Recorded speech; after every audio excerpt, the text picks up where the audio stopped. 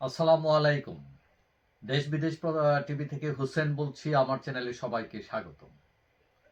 5 August Sheikh Hasina Bharat চলে যাবার পর আওয়ামী লীগ অনেক কোণঠাসা অবস্থায় আছে এবং আওয়ামী লীগকে পাকড়াও করার জন্য বিভিন্নভাবে সরকার, বৈষম্য বিরোধী ছাত্র আন্দোলন, নাগরিক কমিটি এবং অন্যান্য দলগুলো মিলে যাতে আওয়ামী লীগ রাজনীতিতে না আসতে পারে, মাঠে না নামতে পারে, বিভিন্ন ধরনের তৎপরতা চলমান। এবং আওয়ামী লীগ মাঠে নামতে না পেরে তারা বিভিন্ন সোশ্যাল মিডিয়ায় তারা অ্যাক্টিভ রয়েছে, বিভিন্ন কর্মসূচি দিচ্ছে এবং টুকটাক বাস্তবেও নামছে।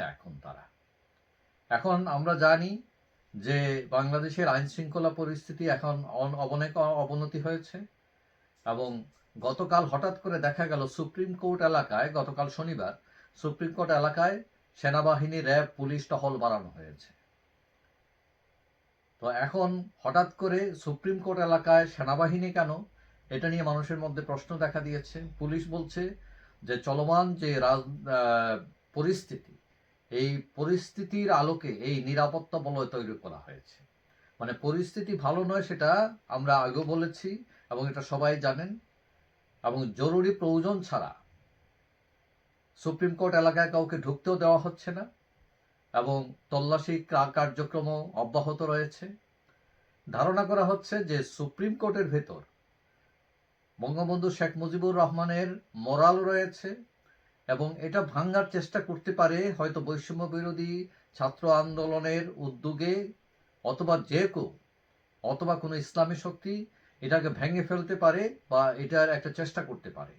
এবং সেই জন্য সরকার এটা মাথায় রেখে হয়তো একটা নিরাপত্তা বলয় তৈরি করেছে।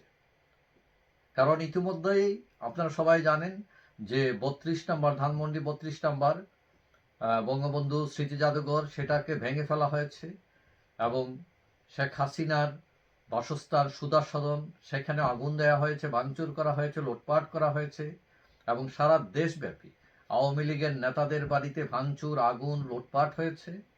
এখন এটা নিয়ে সরকার অনেকটা নির্বিকার ছিল। সরকারের নিরপেক্ষতা নিয়ে প্রশ্ন উঠেছে। দেশের আইন শৃঙ্খলা পরিস্থিতি এমনকি যারা আওয়ামী লীগ করেন না তারাও প্রশ্ন তুলেছেন যে সরকার আসছে কিনা দেশে। মানে যে যার ইচ্ছা মতো আইন তুলে হাতে নিচ্ছে এবং এটা থেকে মানে এটা জাতির কোন দিকে যাচ্ছে। এরপর আমরা দেখলাম গাজীপুরে মোজাম্মেল হকের বাড়িতে, প্রাক্তন মন্ত্রী মোজাম্মেল হকের বাড়িতে হামলা হয়েছে এবং সেখানে পাল্টা হামলা হয়েছে এবং এটা নিয়ে অনেক তোলপাড়। পুলিশ প্রশাসন এবং ওইখানে যে কমিশনার তিনি ক্ষমা চেয়েছেন, ওসিকে প্রত্যাহার করা হয়েছে। অর্থাৎ সারা দেশেই নিরাপত্তা পরিস্থিতি খুবই খারাপের দিকে। তারপরও কেউ কেউ মনে করছেন, বিশেষ করে যেভাবে ভাঙচুর হামলা হচ্ছে, সরকার হয়তো আগামীতে আরো গুরুত্বপূর্ণ স্থাপনা রক্ষায় সেনাবাহিনী নিয়োগ করতে পারে যাতে তারা এটা নিরাপত্তা বিধান করে।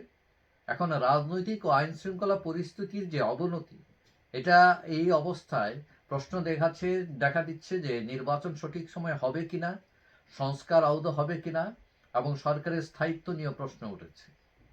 যাই হোক, আশা করি সরকার, বিশেষ করে মানুষের জানমালের নিরাপত্তা বিধান করা সরকারের দায়িত্ব। সরকার যদি এটা অবহেলা করে, অবজ্ঞা করে কিংবা এক সাইডে তার চোখ সরিয়ে নেয়, তাহলে গণতন্ত্র এবং দেশের রাষ্ট্র পরিচালনায় ব্যাঘাত ঘটবে এবং মানুষ আক্রান্ত হবে। যাই হোক, সরকার আশা করি পদক্ষেপ নেবে যাতে মানুষ নিরাপত্তার সাথে বসবাস করতে পারে, তার জানমালের নিরাপত্তা থাকে। যাই হোক, সবাই ভালো থাকবেন। আশা করি দেখা হবে অন্য কোনো ভিডিও।